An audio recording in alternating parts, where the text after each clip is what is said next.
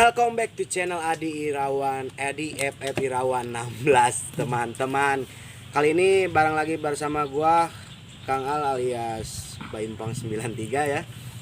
Kali ini gua lagi sama temen gua nih, Kang Bayu. Apa kabar? Alhamdulillah sehat. Kang. Sehat ya? Cuma sehat. Alhamdulillah, damang. Udah ketemu lagi kita ya? Oke, selamat lagi udah. Kemarin Siap. kita kan Jalan-jalan. jalan-jalan ke Sekuro bareng. Sekuro barang ya, oke. Baiklah teman-teman, sekarang teh Kang Bayu mau cerita sedikit tentang perjalanan hidup yang agak sedikit spiritual mungkin. Ya, Lebih ke arah kalau dibilang spiritual. Spiritual ya apa namanya? Lebih ke spiritual. Lebih ke arah spiritual ya. Jadi dari perjalanannya dari kecil hingga dewasa, dan beliau mau menceritakan hari ini ada apa aja dan kemana aja perjalanannya. Kita ngobrol langsung aja sama Kang Bayu ini. Oke, Kang Bayu, gimana nih? Apa yang mau diceritain sih ke saya? Sempat kemarin nge-WhatsApp mau cerita apa sih sebenarnya? Jadi lebih kayak gini sih Kang, maksudnya yang namanya manusia itu kan punya berbagai apa namanya? Berbagai hidup ya kan, hidup manusia tuh istilah kasar ada yang datar, ada yang naik, ada yang turun kan. Oke. Jadi lebih ke kayak kita mengedukasi nih buat semua teman-teman ya, buat semua teman-teman bahwasanya setiap manusia itu pasti ada titik di mana dia harus apa namanya lebih ke dunia yang paralel itu sih. Jadi lebih ke Jadi mau cerita tentang itulah ya, hal-hal seperti itulah ya. Jadi pengalaman Kang Bayu apa aja nih tentang yang terlibat bukan terlibat ya, jatuhnya ke terkaitan ke spiritual itu tuh perjalanannya apa aja? Jadi lebih kayak gini sih Kang. Jadi kayak pernah ada di titik di mana saya pribadi ya, saya pribadi itu nggak percaya sama dunia spiritual. Sempet nggak percaya tadinya. Nggak percaya. Jadi Oke. kayak misalkan saya ketemu sama orang nih yang bisa ngelihat ya, atau yang punya mata batin, istilah kasar kayak gitulah bahasanya ya. Jadi itu pun dia ketika dia ketemu saya tuh nggak langsung ngobrol. Nggak langsung ngobrol. Jadi ketika dia lagi berdua kayak gini Baru ngobrol. Dia ngobrol katanya. Dia pernah ada sih beberapa yang bilang tuh ada yang dampingin gitu kan. Gitu. Awal-awal nggak percaya gitu kan. Awal-awal nggak percaya sama hal kayak gitu. Sampai beberapa orang yang bilang kayak gitu. Jadi bilang ke saya, terus juga saya pernah ngalamin kejadian kayak jadi gini. Saya kan kerja nih. Oke. Jadi kerja itu kan ya capek lah ya. Capek terus tenaga juga habis ya kan. Terus ada titik di mana saya tuh pengen dipijit. Oke. Dipijat. Oke. Jadi sama adalah tukang pijat. Terus di sini tuh bisa nih. Sebelah kiri bisa. Bisa, tapi di sebelah kanan tuh nggak bisa. Nah, kenapa tuh? Jadi kayak dia harus izin dulu gitu. Awalnya nggak percaya. Awalnya sempat nggak Nggak percaya. percaya dengan hal kayak gitu. Tapi semakin kesini ketemu sama guru ada ya. Ada guru di daerah Subang, cuman nggak bisa nyebutin di mananya. Oke lah. Dia ngomong, kaget juga sih. Pas dulu ngobrol, kata dia juga bilang kayak gitu. Gimana tuh? Bay dulu pernah make atau pernah ikut atau tirakat kayak gitu. Ditanya sempat nyari atau sempat ngulik lah istilahnya. Ya, ngulik atau kayak gimana gitu. gitu. Saya Ternyata kan, enggak. Saya kan jujur enggak Pernah makanya. nggak pernah sama sekali nggak pernah kayak gitu. Akhirnya dari situlah kebuka gitu kan, sama dunia kayak gitu. Cuman jujur aja nih, kita ambil sisi positifnya aja ya. Jadi jangan mentang-mentang istilah kasar kayak punya kayak gini terus dipakai sama yang enggak. Takutnya kan yang namanya pendamping itu kan, kalau misalkan kita bawa positif, insya Allah hasilnya juga positif. Tapi kalau kita bawa negatif ya pasti bakal mamam aja ya itu. Ya. Jadi kita cuma sekedar mengedukasi sih. Jadi apalagi sekarang kan banyak tuh Kang. Yang kayak misalkan lu mau ngisi di mana di banyak. Itu banyak Sekarang tuh jadi apa ya, jadi kayak apotek ini mah klinik mah jadi apa namanya, praktek itu. Sekarang mah banyak. Jadi top up 50 dapat hodam yang damage-nya 100 Nah, gitu itu kayak gitu. maksudnya kita tuh mengedukasi buat teman-teman. Ya, saya yakin kok setiap manusia Ya. atau setiap keluarga ada silsilahnya ya Iya, betul. ya. Ya, itu pasti ada istilah kasar yang menemani cuman buat ngebukanya itu entah berapa puluh tahun nanti pasti bakalan kebuka. Bakal ketemu sama Ketemu diri jalannya. sendiri berarti jatuhnya. Ketemu jalan sendiri, entah caranya kayak gimana itu ketemu. Soalnya saya juga udah hampir 30 tahun baru percaya. Oh, baru awal-awalnya sempat Nggak percaya. bahkan nggak percaya sama Nggak sekali. percaya, Setelah 30 tahun baru percaya. sorry Kang Bayu asal dari mana kalau boleh tahu? Kalau Keturunannya gitu. asal sih dari Jakarta di Kaidres. Kaideres. Di Kaidres, terus ada silsilah itu kita orang Banten. Wah, bentar nih, Bray. Banten. Sedikit cerita tentang Banten tuh asik loh. Bentar, kita coba gali lebih dalam lagi ya. Tapi harus kalian ketahui dulu bahwa ini bukan ajang untuk tentang oh gue punya hodam, gue enggak. Ini lebih memberikan edukasi bahwa bagaimana menyikapinya. Bahkan lebih ke ya kalau bisa mah balance aja lah, nggak usah terlalu gogoiben gitu. Ini hanya sedikit cerita dari Kang Bayu, pengalaman hidupnya, perjalanan hidupnya yang ada spiritualnya gitu. Oke Kang, gimana tadi Banten tuh? Jadi asli Banten, keturunan jadi kayak Uyut lah ya. Uyut. Itu orang Banten. Oh, Uyut dari Banten, Uyut. Banten. Mm-mm. Terus almarhum bapak juga Bapak dari Banten. dari Banten. Hmm. Nyokap kalau nyokap Betawi sih. Oh, nyokap Betawi. Jadi ya dari almarhum bokap sih ya jujur aja sih dulu tuh sama nyokap ya. Nggak, sama nyokap waktu umur 5 sampai 6 tahun tuh udah dibawa-bawa ke tempat-tempat Oh, kayak penjarahan gitu. ziarah. Oh, jarah Tempat gitu. ziarah, jadi kayak misalkan ziarah yang kayak di daerah-daerah Banten kayak Pulau Cangkir, Ya. Batu Quran, Batu Quran. terus Pintu Seribu. Mungkin kalau misalkan di Banten, orang-orang Banten atau orang-orang Jakarta tahu lah ya Pasti tahu ya. tempat ziarah kayak gitu. Jadi waktu kecil emang udah dibawa tuh. Oh, sempat diajak wisata religi ya waktu kecil ya. Sama nyokap, kebetulan nyokap kan emang suka ngaji. Oh. Suka ngaji di Jakarta. Jadi karena kan ibu-ibu kan karena suka ziarah. Nah itu waktu kecil tuh sering diajak. Oh, sering diajak. Sering diajak. Tapi waktu kecil nggak pernah ada feel atau rasa apapun gitu, mikir apapun, lempeng aja jadi Lempeng aja. diajak ke tempat-tempat seperti itu. Lempeng aja. Tapi ada kejadian ini nggak waktu kecil gitu? Ada sempat yang apa gitu? Lebih ke ini sih, lebih ke tenang aja sih. Maksudnya waktu kecil tuh kayak senang aja gitu diajak jalan tempat-tempat kayak gitu. Betul. Jadi nggak ada rasa apa, cuma ngerasa tenang aja berarti. Tenang aja.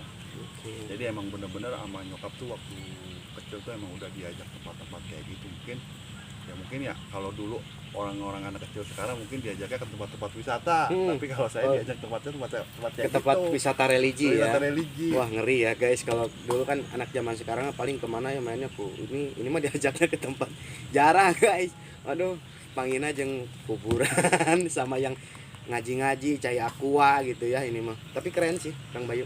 Jadi emang bener-bener di Banten itu emang banyak sih tempat-tempat ziarah. Oh ya, Banten emang terkenal sangat lah ya, kalau kata Sunda mah lebih gimana ya? Punten jadi ngeri lah keren Jadi gitu. kayak istilah kasar, saya pun oh ternyata ini jawaban saya waktu kecil gitu. Jadi ketika dulu waktu kecil diajak tempat-tempat kayak gitu, oh ternyata jadi kan kayak hodam pendamping itu kan nggak ke semua turunan. Iya, nah itu menarik Kang Bayu kata. Menurut informasi yang saya dapat juga bahwa si hodam pendamping itu nggak semua keturunan tuh nggak semua ngikut. Nggak semua. Tapi lebih jatuhnya ke milih nih, ke siapa nih jatuhnya nih gitu. Jadi saya juga di rumah juga punya kakak cewek, terus punya abang juga. Nah cuman ya si hodam ini pengen ikut sama saya. Sedikit menarik ya, mungkin makanya saya tertarik ada istilah reinkarnasi. Mungkin ada hubungannya ya, bukan orang mati hidup lagi ya, tapi mungkin ada tugas yang belum beres dari sisi keduniawiannya kayak kebaikan atau apa. Jadi turun lagi ke turunannya kayak gitu mungkin ya. Jadi apa namanya ya? Jadi emang sih banyak yang bilang tuh dulu Uyut itu lebih dia tuh orang baik. Jadi ada orang yang bisa melihat atau bisa itu orang baik. Jadi emang benar-benar apa namanya ya? Bukan menyombongkan diri ya, maksudnya bukan menyombongkan diri. Itu emang benar-benar buat agama nih. Agama kayak sholat itu dia. Oh, kayak sholat gitu rajin lah ya sosok beliau lah ya. Jadi emang bukan yang negatif yang buat ilmu hitam, enggak. Enggak.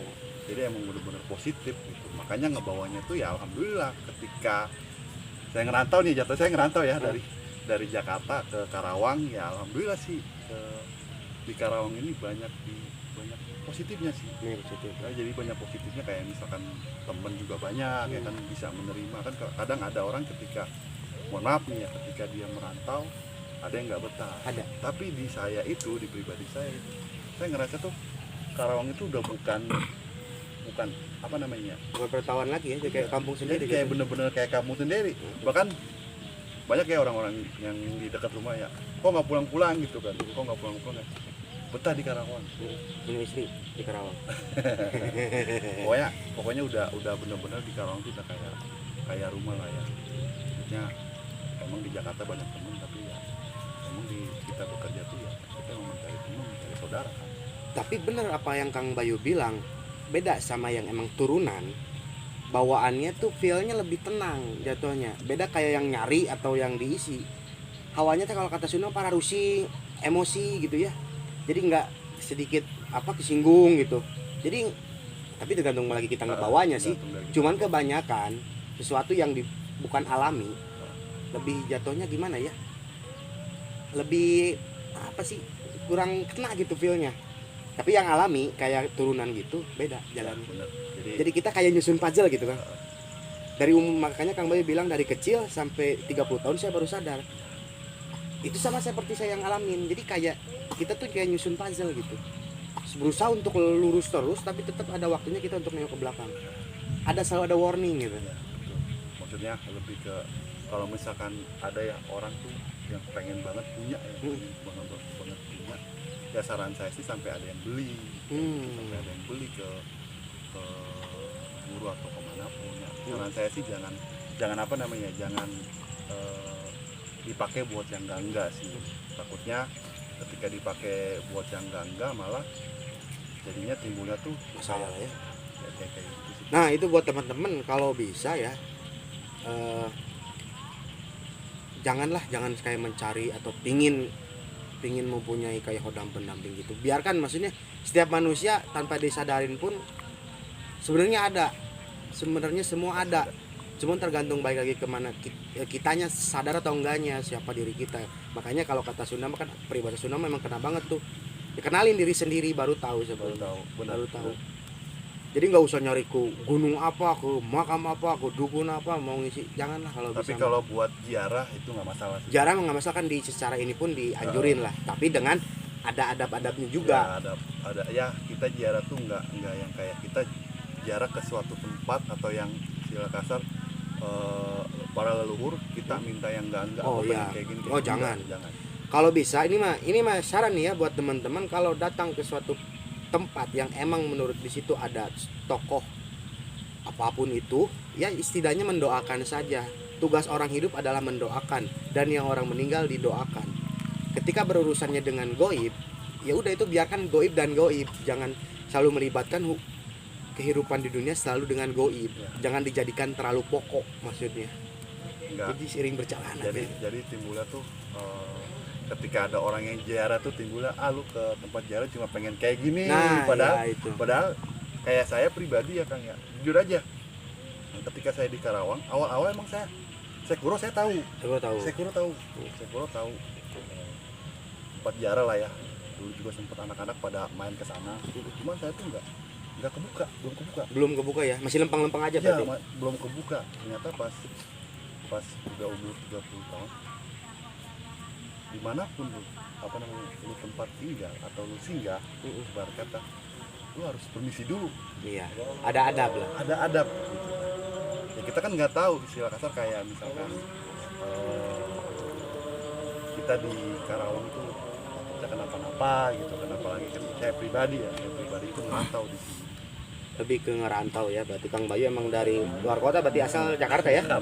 Jakarta ya. Dari Jakarta. Nah, berapa tinggi nih Kang? Saya tadi kan sedikit bilang, saya juga ngalamin gimana kita pas posisi lagi lempeng-lempengnya, tapi selalu ada aja warning gitu, ada aja warning. Nah Kang Bayu ngalamin nggak kejadian apa nih? Maksudnya kayak tiba-tiba lagi apa gitu, tapi kayak ada warning gitu. Pernah nggak ngalamin? Kalau yang kejadian kejadian kayak gitu sih hampir beberapa kali lah. Beberapa kali. Gua ngalamin kayak misalkan gua sempat ikut The Massive ya. Oh, sempat ikut Enggak, masih. sempat ikut The Sebagai Massive. guys, ngeri. Nah, sempat ikut The Massive. Jadi dulu sempat main di Medan. Main di Medan. Biasanya kan kalau anak-anak The Massive tuh kalau misalkan manggung di suatu daerah, itu dia pasti nyari makanan ya. Iya. Nyari makanan. Nah, itu kebetulan emang posisi itu mainnya di kota. Di kota Medan. Di kota Medan. Sampailah di hotel, saya nyari makan. Pas nyari makan, masih inget banget itu di deket lapangan Merdeka. Lapangan Merdeka Medan. Jalan saya, nggak taunya saya tuh diikutin sama dua motor. Ya, dua motor, satunya itu sendiri, yang satu motornya lagi itu berdua. Jadi itu posisi emang saya waktu dulu di jalan itu main handphone. Tapi mohon maaf nih, bukan ngejelekin masyarakat Medan ya, Hampura. Jadi pas nyampe di sana tuh lagi jalan kayak gini lagi biasa, itu dijamret. Oh, dijamret. Yes, dijamret. Tapi yang anehnya itu dijamret nih udah sipet kena, jatuh handphonenya. Ya posisi kan saya kaget dong. Iya. Pas saya nengok kayak gini, logikanya gini, handphone jatuh, ya Pasti diambil dong. Pasti diambil harusnya mah. Tapi ketika saya nengok, Kabur dia.